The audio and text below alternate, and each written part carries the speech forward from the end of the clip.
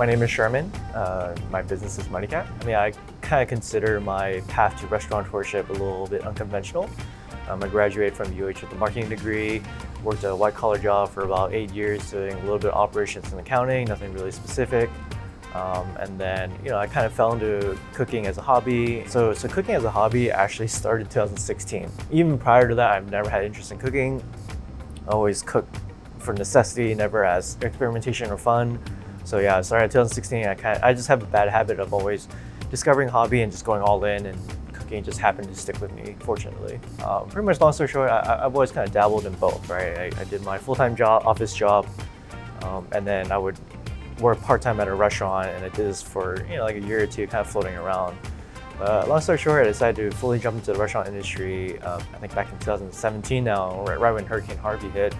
I started at Yoacha making dim sum, and then I transitioned over to Uchi. So I started off as a prep cook, worked my way up to a sushi chef. Sushi was kind of my first foray into the restaurant industry.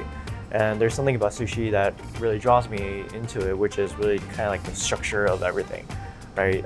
Sushi is very precise, right? The way you cut the fish, the way you prepare the rice, everything is very methodical, everything is very artistic, which kind of led me to that because I'm just a very structured person.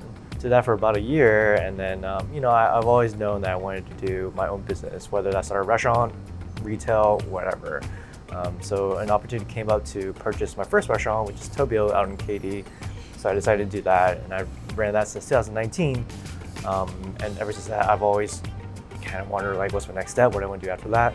And I've always wanted to start my own restaurant from the ground up, which is MoneyCat, where we're sitting at right now. So I started this restaurant from the ground up.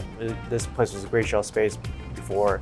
So I built it from the ground up, developed the menu, built the operations, etc., everything. And I've been doing that since last year. Taking over Tobio versus starting MoneyCat is drastically different, right? Because taking over Tobio, the operations were already there. The menu, everything, for the most part, was there, even though I put a lot of my spin on it and changed a lot of things, but that was already there. People were already there.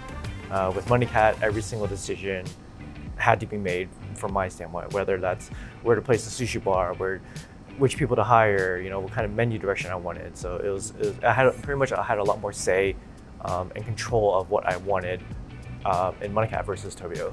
Location is pretty important. I was tossing around a few ideas. I was actually mainly deciding between Heights and here, but I like Kirby area because there's a lot of good restaurants around here, and it's kind of a plethora of neighborhoods and also businesses as well.